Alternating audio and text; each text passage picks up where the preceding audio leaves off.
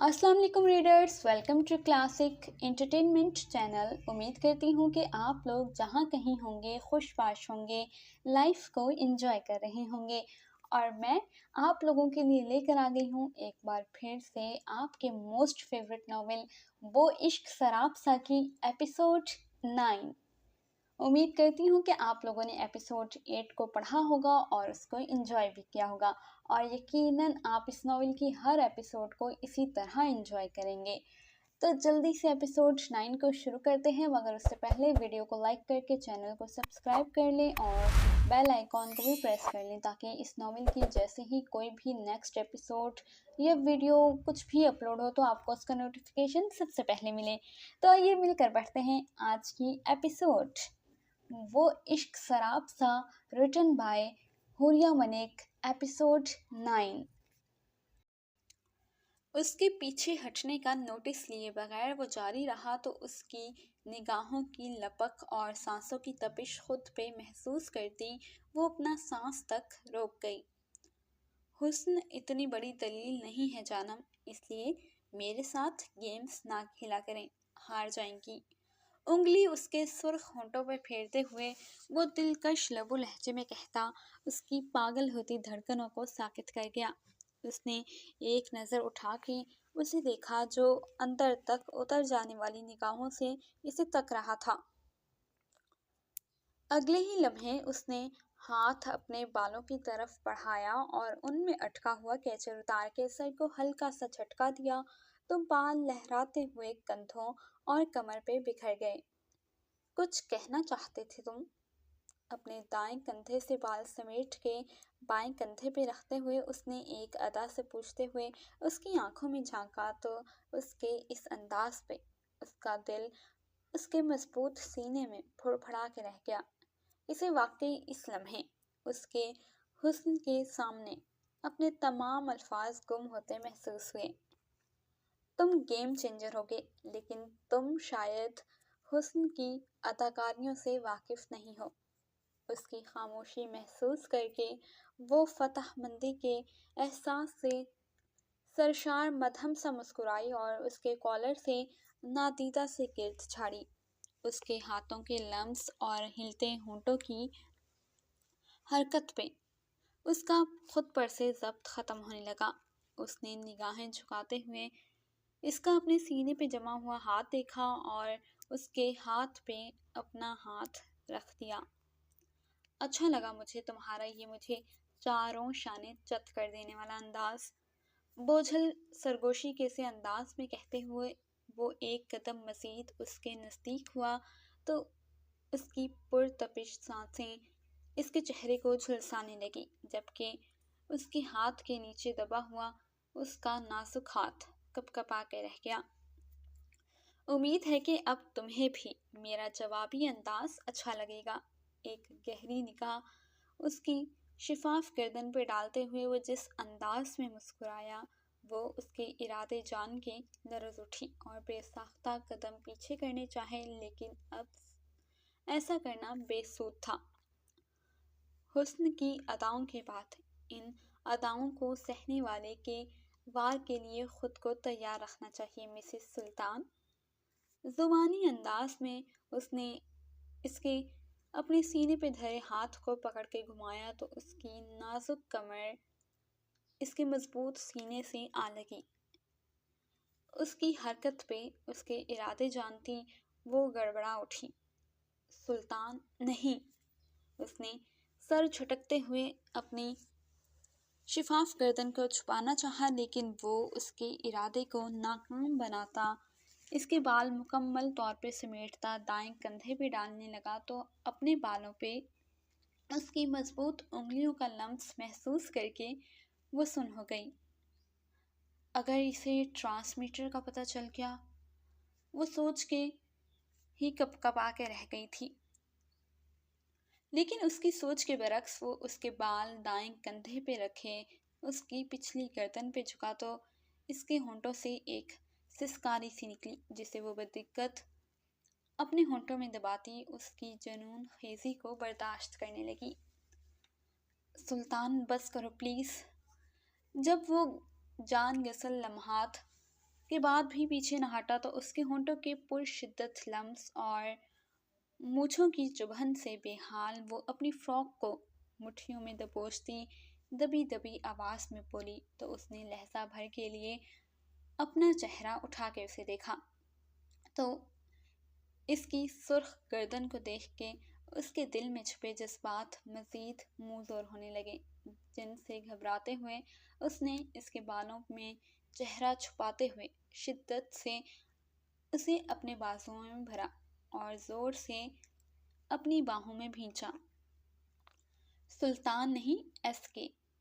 اس کے بھاری لہجے پہ روشانی کے گلے میں گلٹی سی ابھر کے معدوم ہوئی، لیکن وہ اس کے سحر میں جکڑنے سے قبل اس کے بازوؤں میں کسمس آئی۔ مجھے بھوک لگی ہے۔ اسے روکنے کا فی الوقت اس کے پاس یہی راستہ تھا جس پہ اس نے فوراً عمل کیا۔ میرا روزہ کب تک کھلوانے کا ارادہ ہے؟ اس کے رخسار کو اپنے ہونٹوں کے لمس سے دہکاتے ہوئے اس نے زمانی و بے باک لہجے میں استفسار کیا تو اس کے کانوں سے دھواں نکلنے لگا جبکہ چہرہ گویا خون جھلکانے لگا۔ تم اتنے بے شرم کیوں ہو؟ اس کے بازوؤں کے مضبوط حصار کو توڑنے کی کوشش کرتی وہ شرم و غصے کی شدت سے چلائی تو اس نے بے ساختہ اسے مزید خود میں بھینچا۔ تم اتنی حسین کیوں ہو کہ بہکا دو؟ اس پہ الزام دھرتے ہوئے اس نے ایک بار پھر اس کی گردن کو نشانہ بنایا۔ جب اس نے دونوں بازوؤں کی کوہنیاں اس کے سینے پہ دے ماری تو اس کی گرفت ڈھیلی پڑی، جس کا فوری فائدہ اٹھاتی وہ اس کی گرفت سے نکلی۔ بہک رہے ہو تو ایک دفعہ جا کے منہ دھو کے ہوش میں آؤ، میرا منہ خراب کرنے کی ضرورت نہیں ہے۔ وہ دھک دھک کرتے دل کے ساتھ اس سے فاصلہ بڑھاتی لہجے کو بے خوف بناتی ہوئی بولی تو اس کے الفاظ پہ ایس کے نے پلک جھپکنے کسی دیری میں اسے واپس اپنی طرف کھینچا اور اس کے چہرے پہ جھکا۔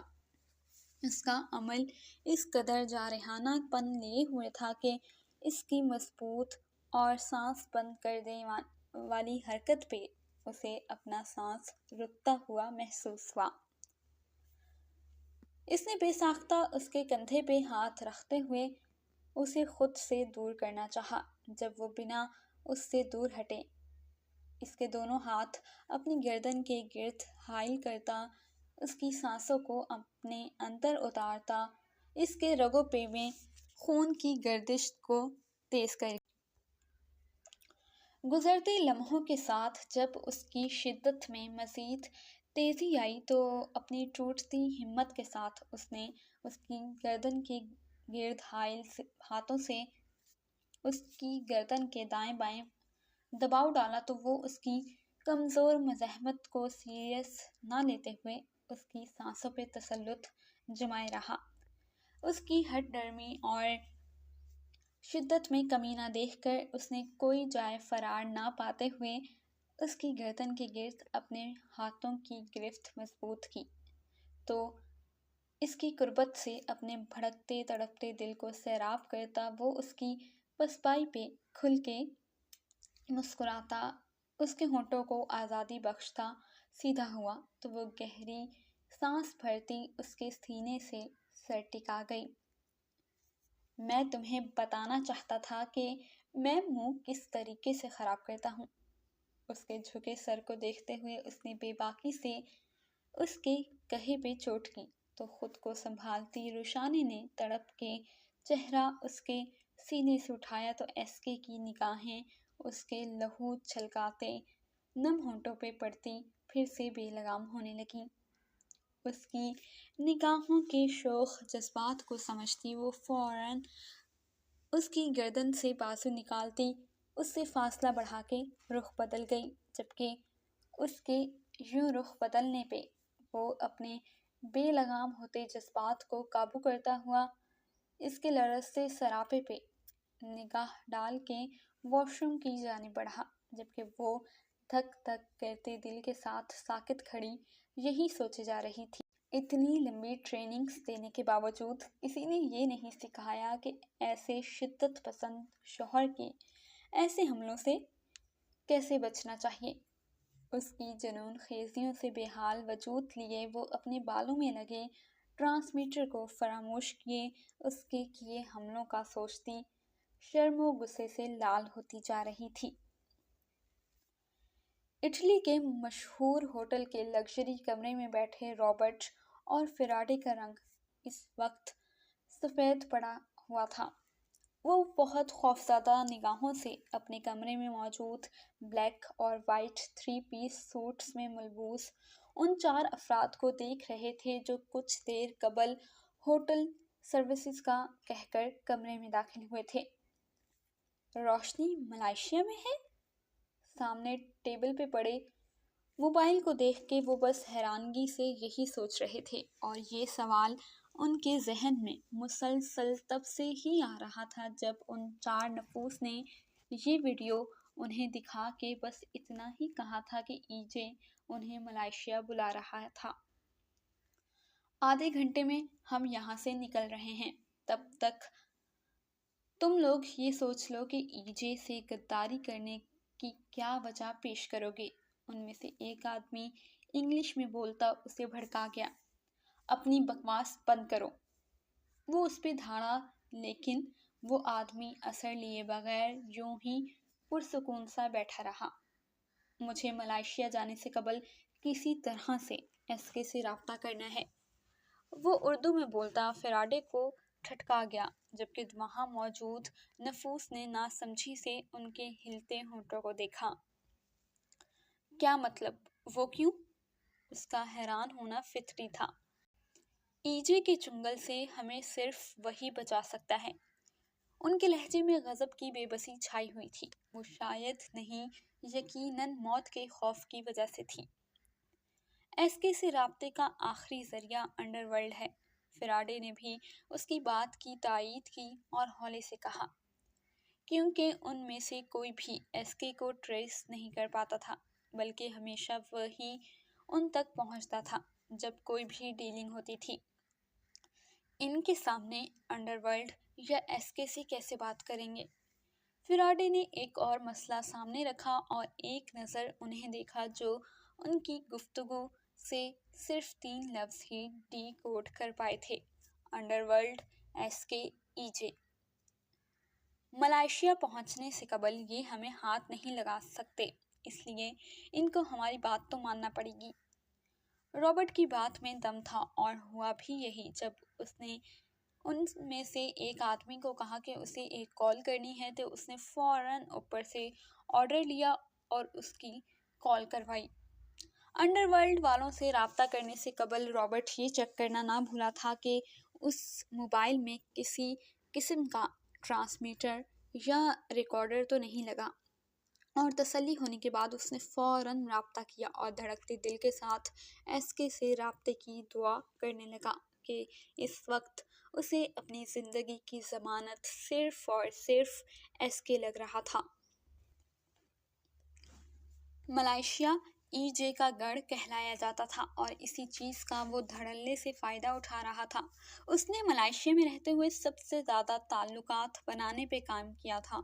آج پھر سے کے ایل کے مشہور ہوٹل میں بہت رازداری کے ساتھ رائل پرنسس کی تلاش جاری تھی، جو ہر شے سے بے نیاز ملائیشیا کا مشہور لباس باجو کرنگ پہنے اپنے شوہر کے ساتھ ناشتہ کرنے کے لیے ہوٹل کی لابی کی جانب بڑھ رہی تھی۔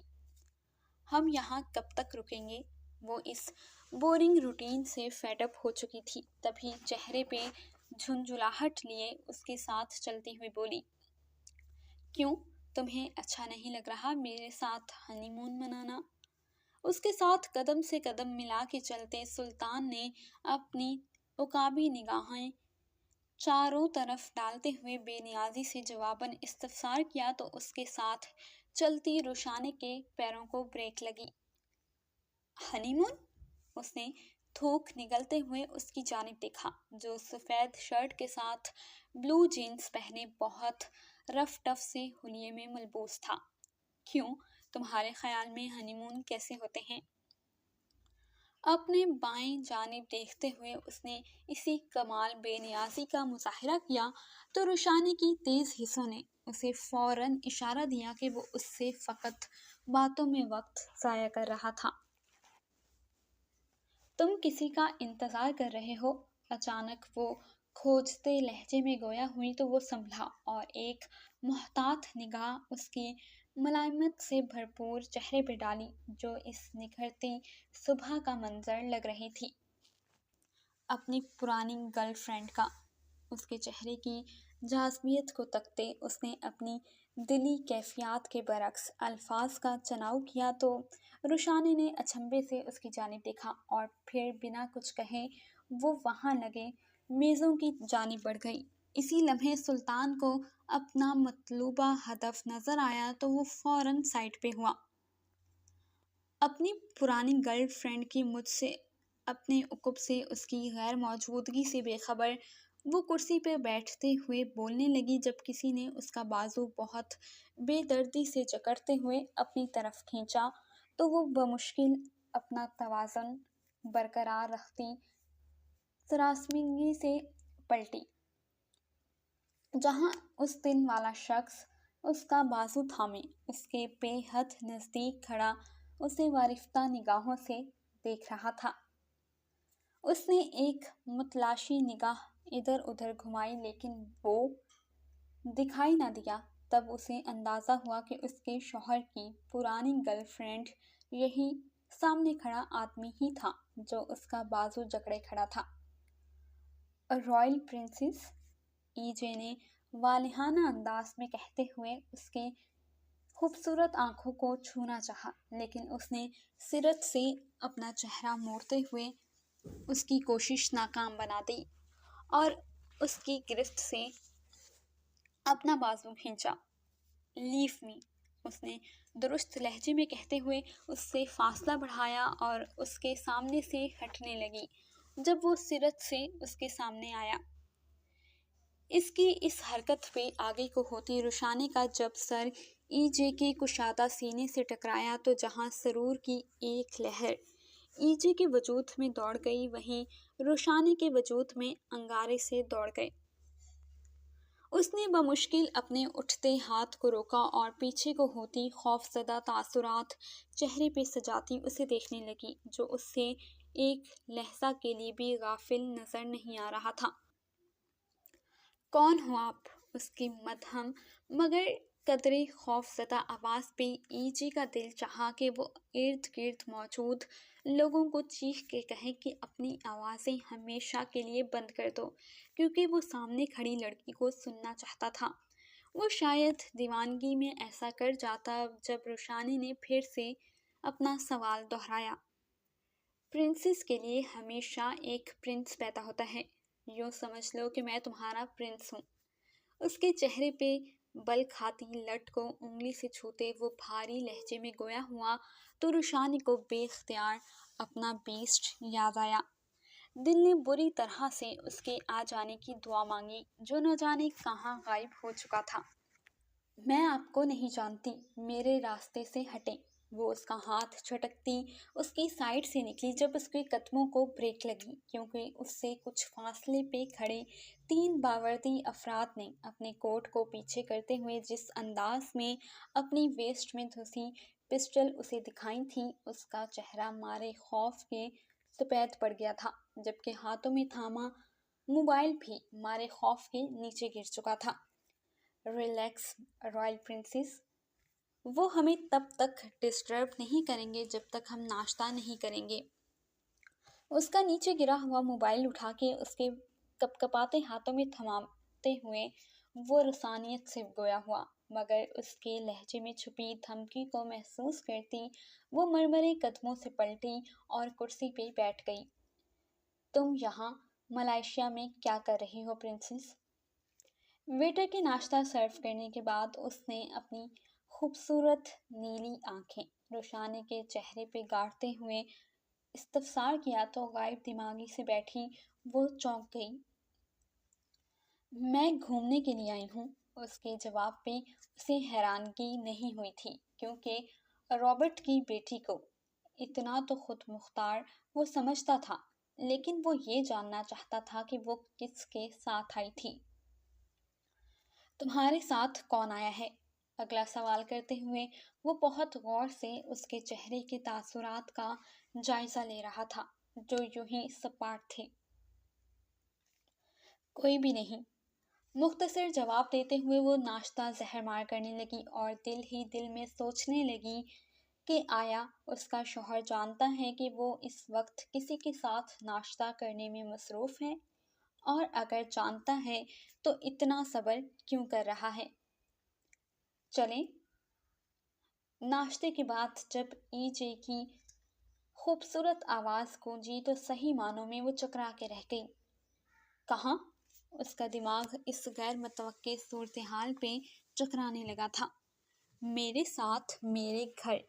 اس کے اگلے سوال پہ اس کا دل دھک سے رہ گیا، لیکن اگلا لمحہ اس کے لیے بہت بھاری تھا جب اس نے بلیک ہوڈی پہنے ایک شخص کو اپنے اور ای جے کے درمیان آتے دیکھا، اور اگلے ہی لمحے وہ ان دونوں کے کچھ سمجھنے سے قبل ایک مکہ ای جے کے خوبصورت چہرے پہ رسید کرتا اسے لڑکھڑانے پہ مجبور کر گیا۔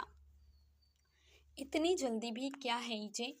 بھاری پر اسرار لہجے میں کہتے ہوئے اس نے ای جے کے سنبھلنے سے قبل روشانی کا ہاتھ تھاما تو ہوٹل گولیوں کی آواز سے گونج اٹھا، اور پھر اس دن کی طرح لوگوں کا جمع غفیر ای جے کے ہاتھ سے اس کی پرنسس کا ہاتھ چھیننے کا موجب بن گیا۔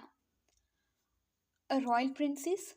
غیر متوقع حملے سے سنبھلتے ہوئے ای جے نے چاروں طرف اسے ڈھونڈنا چاہا، لیکن مقابل اسے لمحے کے 1000ویں حصے میں ہی لے کے غائب ہو چکا تھا۔ نو! اس کی تلاش میں ناکام ہوتا وہ وہیں کھڑا زور سے چلا اٹھا۔ اسی لمحے اس کے کان میں لگے بلوٹوتھ نے اسے رابرٹ کے پہنچنے کی اطلاع دی تھی، تو اس کے سینے میں لگی آگ مزید بھڑک اٹھی، اور اگلے ہی لمحے وہ اپنے تعلقات کا استعمال کرتا ہوا ہوٹل میں موجود لوگوں اور پولیس کے جمع غفیر کو چیرتا ہوٹل سے نکل گیا۔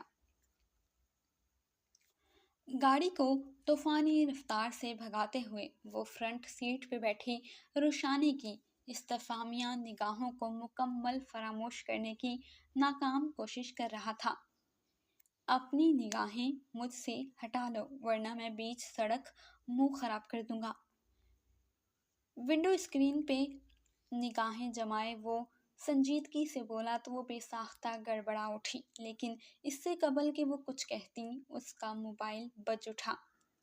اس کے کہے الفاظ کے زیر اثر اس نے بنا نمبر دیکھے جلدی سے کال پک کی اور موبائل کان سے لگایا۔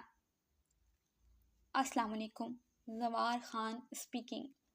دوسری جانب سے آتی غیر متوقع آواز پہ اس کا خوبصورت چہرہ یکلخت لٹھے کی مانند سفید پڑا۔ جاری ہے۔ جی تو ریڈرز، کیسی لگی آپ کو آج کی یہ ایپیسوڈ؟ امید کرتی ہوں کہ پسند آئی ہوگی۔ اور اب کیا ہونے والا ہے کہانی میں؟ فیراڈے اور رابرٹ بھی جو ہے وہ ملائیشیا آ چکے ہیں۔ کیا ای جے اتنے سکون سے بیٹھا رہے گا اور اپنی پرنسس کو پاکستان سے جانے دے گا یا نہیں؟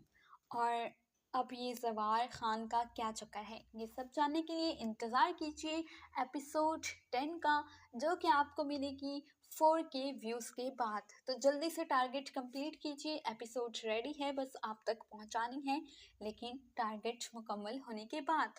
تو جلدی سے ویڈیو کو لائک کر کے چینل کو سبسکرائب کر لیں اور دوستوں کے ساتھ اس ناول کو ضرور شیئر کیجیے گا۔ ملتی ہوں بہت جلد ایک نئی ایپیسوڈ کے ساتھ، تب تک اپنا ڈھیر سارا خیال رکھیے گا۔ اللہ نگہبان۔